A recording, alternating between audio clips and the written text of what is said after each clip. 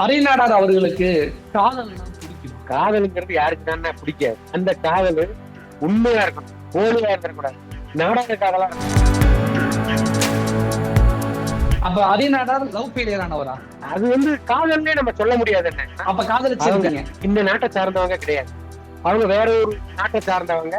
எங்க குடும்ப ஒத்துக்க சொன்னாங்க, டீசெண்டா அரிநாடார் ஒதுங்கி போயிட்டாங்க. அரிநாடாருக்கு லவ் ப்ரப்போசல் எல்லாம் இப்போ வரைக்கும் அடிக்கடி அதிகமா வருதுங்கிற மாதிரி எல்லாம் கேள்விப்படுறேன். உண்மையா? முன்ன இருந்த காலத்துக்கும் இப்ப இருக்கிற டிஜிட்டல் இந்தியாவில நம்ம வாழ்ந்துகிட்டு இருக்கோம் அப்படின்னு நாம நினைக்கிறோம். ஆனா எவ்வளவு கலாச்சார சீரழிவுல வாழ்ந்துகிட்டு இருக்கோம் அப்படிங்கிறதுதான் உண்மை. 2 வயசு பொண்ண ரேப் பண்றானுங்க, 5 வயசு பொண்ண ரேப் பண்றானுங்க. இதுக்கெல்லாம் கடுமையான சட்டங்களை அரசாங்கம் கொண்டு வரணுங்கிறது தான் எல்லாரோட கோரிக்கையாகவும் வேண்டுதலாகவுமே இருக்கு. அப்ப பெண் பிள்ளைகளை பெற்றவங்க பழி வைப்பாங்களா? பள்ளிக்கூடத்துல பாடம் நடத்தக்கூடிய வகுப்பாசிரியர்கள் அந்த பெண் பிள்ளைகள்கிட்ட தவறா நடந்துக்கிறாங்கிறதெல்லாம். அப்ப இந்த மாதிரி வகுப்பாசிரியர்களுக்கு எல்லாம் ஜெயில போட்டோம் கைது பண்ணணும்ன்றதுக்கு இல்லாம ஒரு 10 பேருக்கு மரண தண்டனை கொடுக்கல, தூக்கல போடுங்க நடு ரோட்ல. அதுக்கடிச்சாச்சு ஒரு 10 ஆசிரியர் திரும்பட்டுங்க. ஒரு நார்த் இந்தியன் ஒரு சென்னையில ஒரு பாலியல் வன்புறவு பண்ணி ஒரு பொண்ணு பட்டு என்ன தெரியும்? இந்த போலீஸ நீங்க சுத்த ஆளு, ஏன் அன்னைக்கு நீங்க அவனை நீங்க காப்பாத்துறீங்க? அவனையும் நீங்க சுட்டுக்க வேண்டியதானே?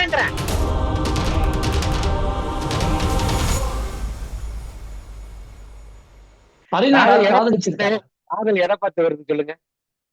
ஏதோ ஒரு விஷயம்தான் அது. நம்ம இப்ப நான் காதலிச்சேன் அப்படின்னா, நான் காதலிச்ச பருவம் எல்லாம் சின்ன வயசு பையனா இருப்போம். அப்ப எனக்கு என்ன விவரம் இருந்திருக்கும்? அன்னைக்கு அது எனக்கு பெருசா தெரிஞ்சிருக்கும். அன்னைக்கு அந்த காதல் எனக்கு புனிதமா தெரிஞ்சிருக்கும். ஏன் பெத்த தாய் அப்படின்னு சொல்றதே அது அவங்க சொல்றது தப்புங்கிற மாதிரி எனக்கு தோணிருக்கும். ஆனா இன்னைக்கு நான் அன்னைக்கு நான் பண்ணியிருந்தா அப்படின்னா நான் சீரழிஞ்சிருப்பேங்கிறத இப்ப நான் உணர்ந்தேன்.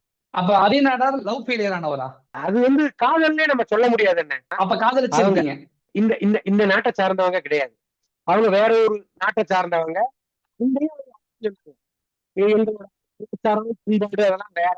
எங்க குடும்ப ஒத்துக்க சொன்னாங்க, டீசெண்டா அரிநாடார் ஒதுங்கி போயிட்டேன், ஒதுங்கி வந்துட்டேன். டீசெண்டா ஒதுங்கி போயிட்டாரு அரிநாடார். ஆனா அரிநாடார் மனசுக்குள்ள காதல் வலி இல்லையா? நம்ம பிரேக்கப் ஆயிடுச்சு, நம்ம லவ் அப்படிங்கிற ஒரு வலி, வேதனை, வருத்தம் தெரியல. நம்ம உணர்றோம்ல அண்ணா, அப்படி கிடையாது. என்ன நம்ம மனிதர்கள் தான். நமக்கு ஒரு விஷயம் தவறு அல்லது அது ஒரு தவறு அப்படிங்கிறது நமக்கு தெரியலன்னா யாராவது சுட்டி காமிக்கும் போது அதை உணர்ந்து கிடணும்.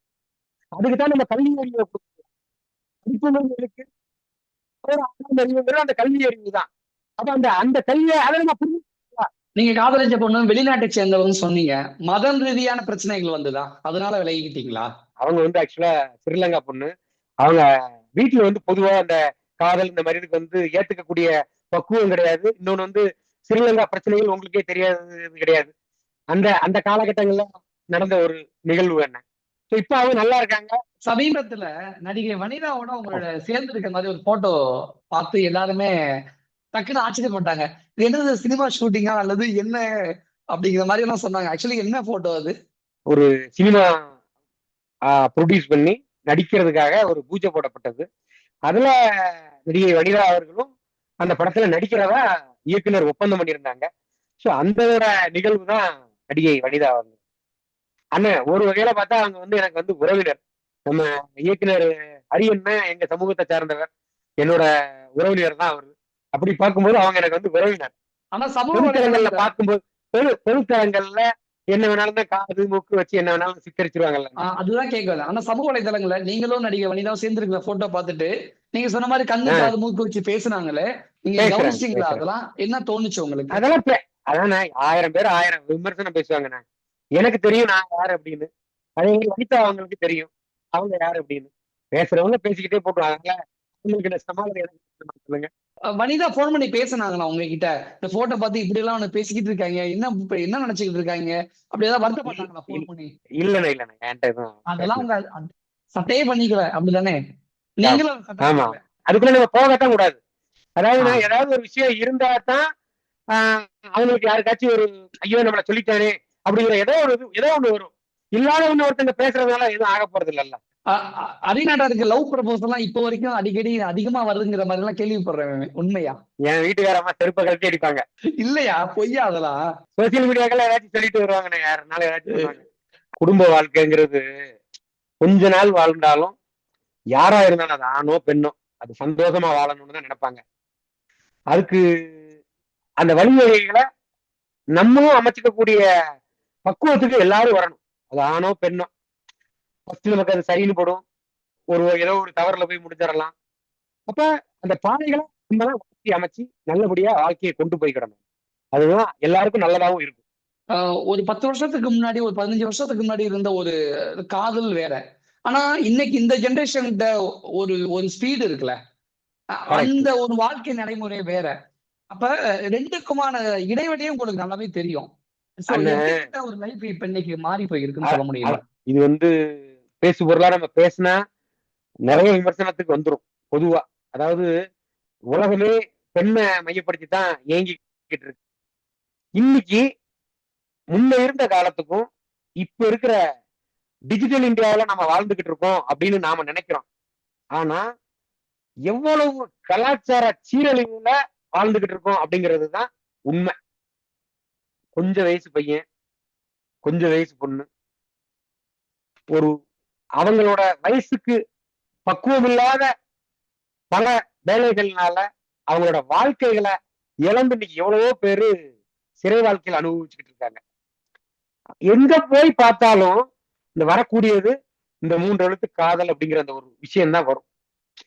ஏதோ ஒரு வகையில கூட வேலை செய்யற பையனா இருக்கலாம், சோசியல் மீடியாவில பார்த்த பையனா இருக்கலாம், ஏதோ ஒரு வகையில பார்த்து இந்த காதலுங்கிற வார்த்தையை சொல்லி ஏமாத்தி சீரழிஞ்சவங்க இன்னைக்கு அதிகரிச்சுக்கிட்டு வராங்க. அதுல மாற்றுக்கிறதே கிடையாது. அது மட்டும் இல்லாம இப்ப போற போக்கெல்லாம் பாருங்களேன். ஒரு 2 வயசு பொண்ண ரேப் பண்றானுங்க, 5 வயசு பொண்ண ரேப் பண்றானுங்க. இதுக்கெல்லாம் கடுமையான சட்டங்களை அரசாங்கம் கொண்டு வரணுங்கிறது தான் எல்லாரோட கோரிக்கையாகவும் வேண்டுதலாகவுமே இருக்கு. அப்ப பெண் பிள்ளைகளை பெற்றவங்க பழி வைப்பாங்களான்னு நம்ம நம்ம எங்க அனுப்புவோம்? பள்ளிக்கூடத்துக்கு அனுப்புறோம். நம்ம எவ்வளவோ செய்திகள்ல பாக்குறோம், பள்ளிக்கூடத்துல பாடம் நடத்தக்கூடிய வகுப்பாசிரியர்கள் அந்த பெண் பிள்ளைகள்கிட்ட தவறா நடந்துக்கிறாங்கிறதெல்லாம். அப்ப இந்த மாதிரி வகுப்பாசிரியர்களுக்கு எல்லாம் சும்மா ஜெயில போட்டோம் கைது பண்ணணுங்கிறதுக்கு இல்லாம குறைந்தது அடுத்த ஒரு வாரத்துக்குள்ளேயாச்சும் அவங்களுக்கு எல்லாம் வேற மாதிரி ஒரு கடுமையான தண்டனைகளை கொடுக்கணும். ஒரு 10 பேருக்கு மரண தண்டனை கொடுக்கல, தூக்கல போடுங்களேன் நடு ரோட்ல. அது கிடைச்சாச்சும் ஒரு 10 ஆசிரியர் திருந்தட்டுமே, 100 ஆசிரியர்கள் திருந்தட்டுமே, ஒரு பயம் வரட்டுமே. பயம் இல்லாம போயிடுச்சுங்கிற மாதிரி தான் நான் நினைக்கிறேன். உதாரணத்துக்கு சொல்றேன், அஜித்குமார் மடப்புறத்துல எங்க நாடார் சமுதாயத்தை இளைஞன் காவல்துறையினரால படுகொலை செய்யப்பட்டு இறந்துட்டார். காவல்துறை அந்த கொலை செஞ்ச காவல்துறையை சார்ந்த அவங்கள கைது பண்ணி சிறையில போட்டாங்க. ஆமாவா இல்லையா? ஆனா இப்ப சமீபத்துல திருப்பூர்ல காவல்துறை அதிகாரியே ஒருத்த படுகொலை பண்ணிட்டாங்க. அப்ப அந்த காவல்துறை அதிகாரிய படுகொலை பண்ணினவங்களை உடனே நீங்க என்ன பண்றீங்க? என்கவுண்டர் பண்ணீங்க. ஆமாவா இல்லையா? அப்ப நீங்க நினைச்சா உங்களுக்கு சாதகமா உங்க சட்டத்தை அமைச்சுக்க முடியும். அப்படி இருக்கும்போது பெண்களுக்கு சட்டத்தை என்ன தீவிரப்படுத்துங்க, சுட்டுக் கொள்ளுங்க. ஏன் அதை பண்ண மாட்டேங்கிறீங்க?